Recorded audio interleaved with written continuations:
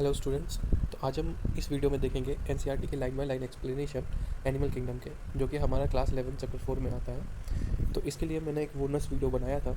मेरे first video में अगर आप जाकर देखेंगे तो किसी भी फाइलम में अगर आप पढ़ेंगे तो मैक्सिमम लाइन जो होगी उस बोनस वीडियो को अगर आप देख लेंगे तो मैक्सिमम लाइन आपको याद हो जाएगी, है ना। तो बहुत कम लाइन बचेगी जो एक किंगडम में स्पेसिफिकली याद करना पड़ेगा। तो स्टार्ट करते हैं हम एनिमल किंगडम। पहले हम देखेंगे कि इसमें क्या क्या पढ़ना है ना।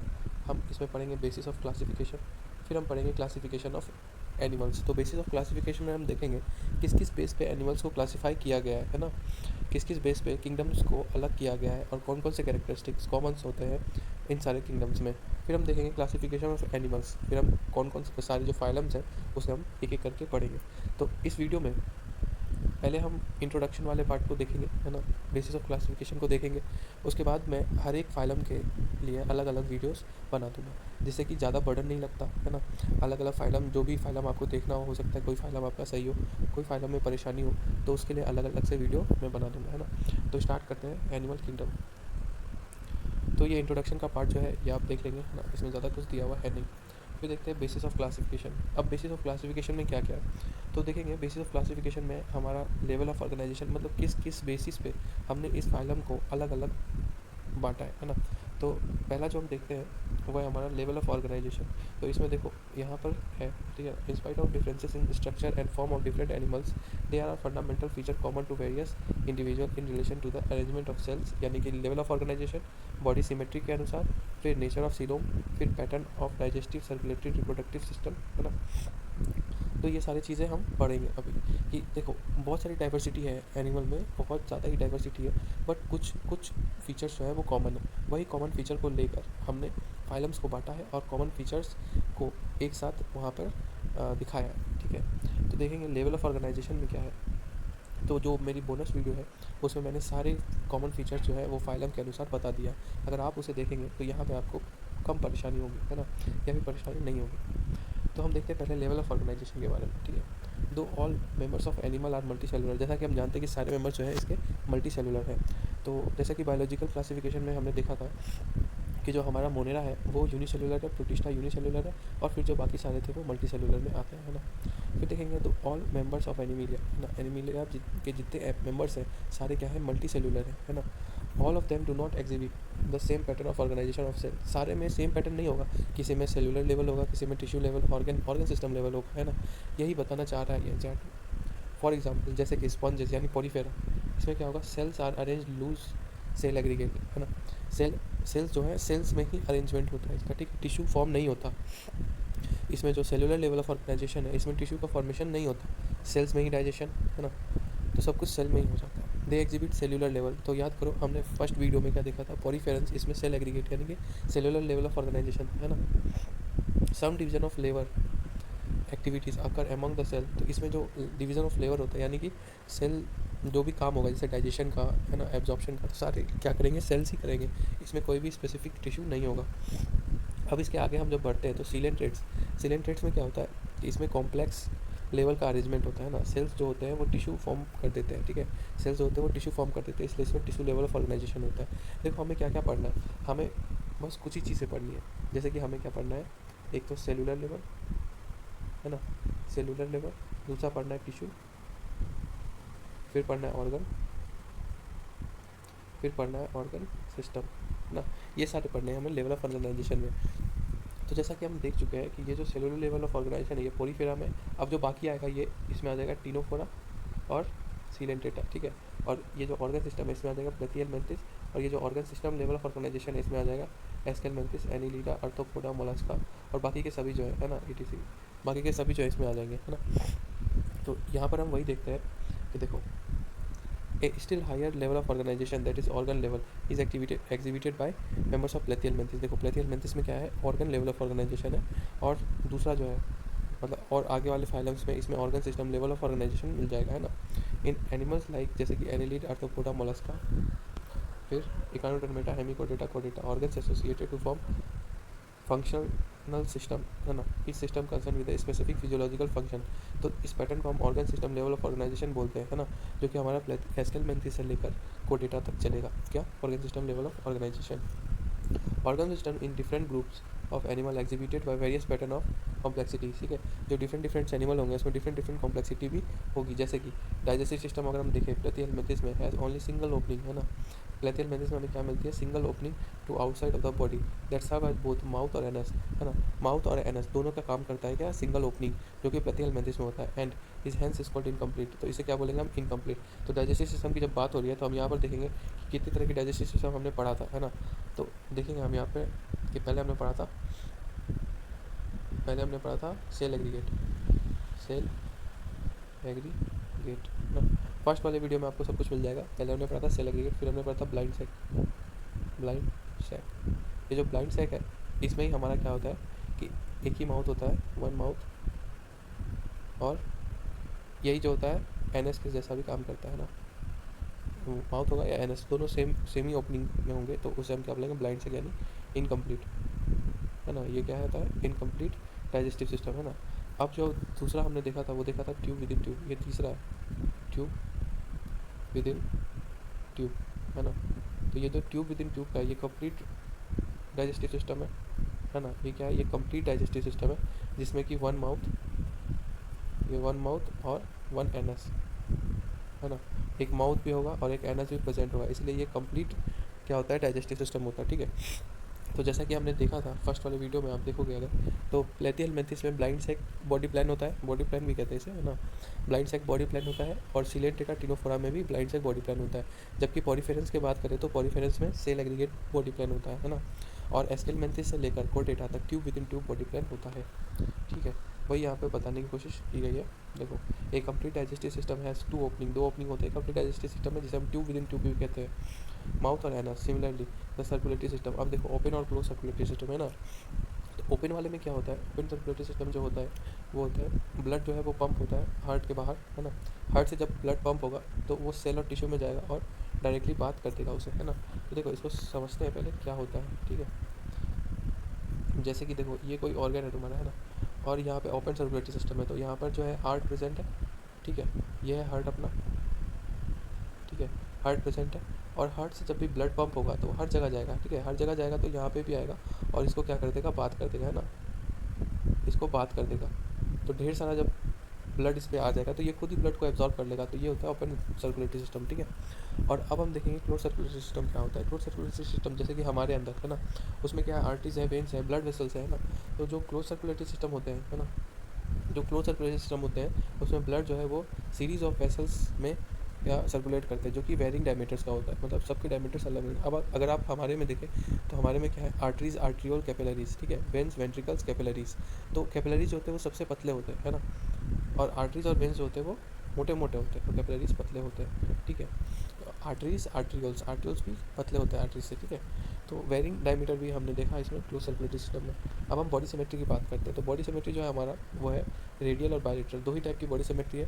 जैसा कि फर्स्ट वीडियो में हमने देखा था, रेडियल सिमेट्री जो है वो हमारे सिलेंट्रेटा और टिनोफोरा, जिसको हम रेडिएटा भी बोलते हैं, और बायलेटरल सिमेट्री बायलेट्रिया में, इसमें हमने देखा प्लेथियल मेंथिस से कोर्डेटा तक। तो देखो यहाँ पे क्या लिखा है, animals can be categorise on the basis of their symmetry.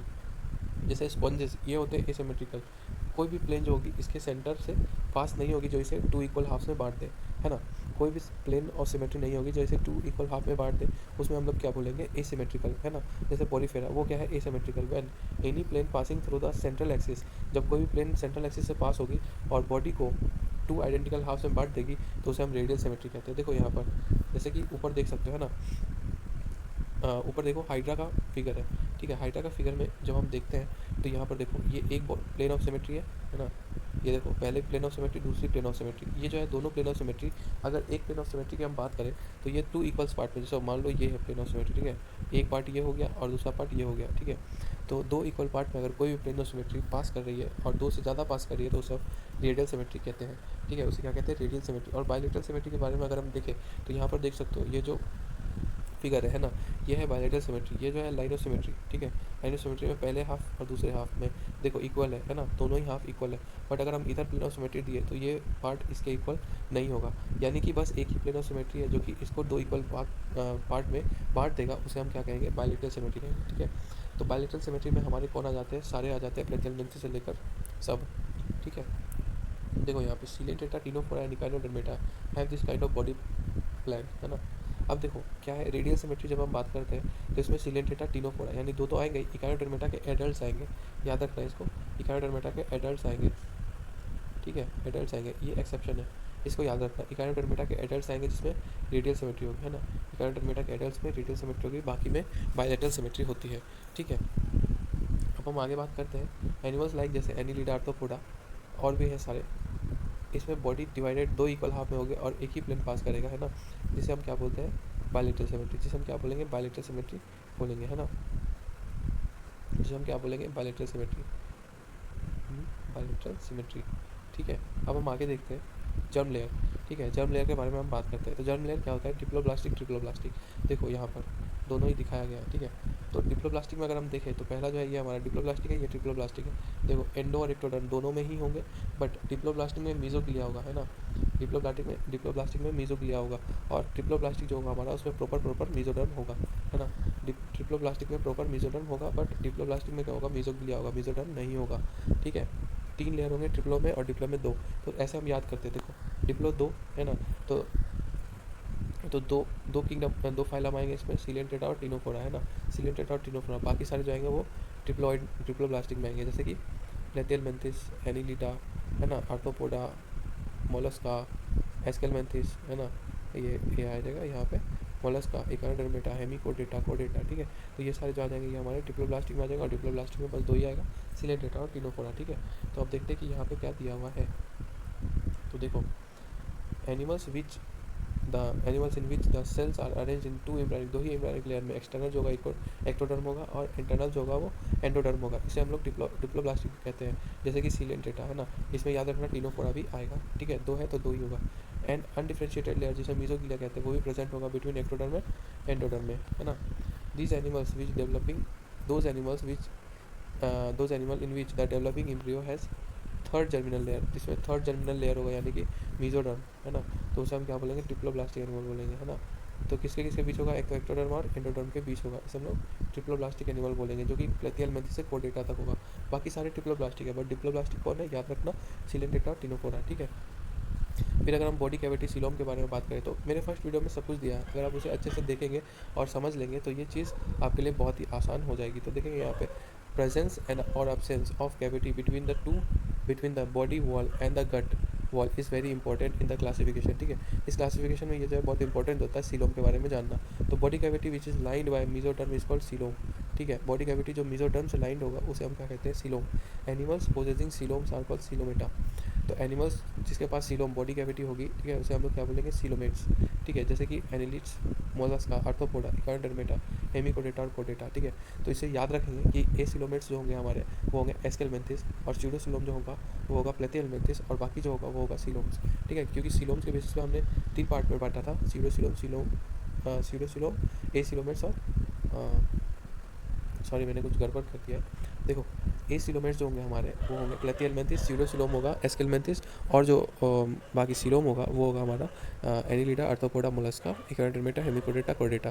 तो वहाँ पे आप करेक्ट कर देंगे, मैंने बोला था स्यूडोसीलोम प्लेथियलमेंथिस के पास होगा, बट नहीं, ए सीलोमेट्स होगा वो प्लेथियलमेंथिस होंगे, है ना। बाकी के जितने भी है प्लेथियलमेंथिस पहले सारे ही ए सीलोमेट्स होंगे, मान सकते हैं, ठीक है। और जो प्लेथियलमेंथिस के बाद आएंगे, है ना, एस्केलमेंथिस में स्यूडोसीलोम होगा, और फिर जो उसके बाद आएंगे जैसे कि annelida, arthropoda, mollusca, echinodermata, hemichordata, कोडेटा, तो सारे में सीलोम प्रेजेंट होते हैं, ठीक है ना, वो सारे सीलोमेट्स होते हैं। तो आगे हम देखते हैं in some animals the body cavity is not lined by mesoderm, जिसमें लाइन नहीं होती है मीजोडर्म में, है ना, और स्केटर्ड पाउचेज होते हैं ना एक्टोडर्म और मेजोडर्म के बीच में, तो उसे हम लोग क्या कहते हैं, उसे हम लोग सीडोसीलोम कहते हैं ना। और जो उसमें एनिमल्स आते हैं उसे हम लोग सीडोसीलोमेट्स कहते हैं, जैसे कि एस्केलमेंथिस। तो याद रखना है एस्केलमेंथिस में यानी कि निमोटेड्स में हमारे सीडोसीलोमेट्स होंगे, है ना। और animals in which body cavity is absent, जिसमें टोटली एब्सेंट होता है ना, तो वो हमारे एसीलोमेट्स हो जाते हैं। इसमें याद रखना प्लेथियलमेंथिस के पहले जितने होंगे सारे एसीलोमेट्स हो जाएंगे। फिर हम सेगमेंटेशन के बारे में बात करते हैं, तो मैंने वीडियो में पहले ही बात कर दिया था मेटामेरिज्म के बारे में, जिसमें बॉडी जो है वो सेगमेंट्स में बटी होती है। In some animals and body externally और इंटरनली डिवाइडेड इनटू सेगमेंट्स, ठीक है ना। जैसे सीरियली रिपीटेशन, जिसमें सीरियली रिपीटेशन भी हो सकता है, जैसे फॉर एग्जांपल अर्थवॉर्म में, ठीक है, ये सारे में मेटामेरिक सेगमेंट्स हैं। The bodies of this pattern called metameric segmentations and the phenomena, इसको हम लोग क्या कहते हैं, मेटामेरिज्म, ठीक है। तो किस में मेटामेरिज्म होता है ये मैंने पहले वाले वीडियो में बताया है। अब देखेंगे नोटोकॉर्ड के बेसिस पे हम दो में डिवाइड करते हैं, ठीक है। जो पोरीफेरा से इकाइनोडर्म है ना, पोरीफेरा से इकाइनोडर्म है, ये नॉन कॉर्डेट्स में आते हैं, ठीक है। ये नॉन कॉर्डेट्स में आते हैं। देखो नोटोकॉर्ड क्या है, एक मेसोडर्मली डिराइव्ड है ना, इसको याद रखना, ये बहुत इंपॉर्टेंट है। ये मेसोडर्मली डिराइव्ड रॉड लाइक स्ट्रक्चर है। कौन, मेसोडर्म। ये पूछ देता है एग्जाम में, पूछ देगा कि नोटोकॉर्ड क्या है, मतलब इसका डेरिवेशन कहाँ से हुआ है, तो हम बोलेंगे मेसोडर्मली डिराइव्ड है ना, और फॉर्म ऑन द डोर्सल, पीछे के साइड में होता है एम्ब्रियोनिक डेवलपमेंट में, है ना। इन सम एनिमल्स, कुछ एनिमल्स में, animals with notochord are called chordate. जिसमें नोटोकॉर्ड्स होते हैं वो कॉर्डेट होते हैं, और जिसमें नोटोकॉर्ड नहीं होता है वो नॉन कॉर्डेट होता है। तो नॉन कॉर्डेट जो हमारे हो जाएंगे वो पोरीफेरा से इकाइनोडर्मेटा हो जाएंगे, और कॉर्डेट्स हो जाएंगे वो इकाइनोडर्म के बाद हो जाएंगे, है ना। तो इस वीडियो में इंट्रोडक्शन पार्ट मैंने क्लियर कर दिया है। तो इंट्रोडक्शन में अगर कोई भी दिक्कत हो तो कमेंट सेक्शन में बता सकते हैं। वीडियो अच्छी लगे तो लाइक कर दें और सब्सक्राइब कर दें नेक्स्ट वीडियो आए तो उसकी नोटिफिकेशन पाने के लिए। और नेक्स्ट वीडियो में हम क्या देखेंगे, क्लासिफिकेशन ऑफ एनिमल्स, ठीक है ना। क्लासिफिकेशन ऑफ एनिमल्स में हम देखेंगे कि किस में बांटा गया है, कौन कौन से फाइलम है हमारे पास एनिमल के लिए, और किस में कौन कौन से एग्जाम्पल दिए हुए हैं। और लास्ट वीडियो में मैं सब एक बार में सारे क्लासिफिकेशन को एक जगह लिखकर वहाँ पे कंपैरिजन बेसिस पे वीडियो बना दूंगा, है ना। तो डरने की कोई बात नहीं है, एनिमल किंगडम हमारा बहुत ही आसान हो जाएगा, ठीक है। बस आप पढ़ते रहिए। All the best.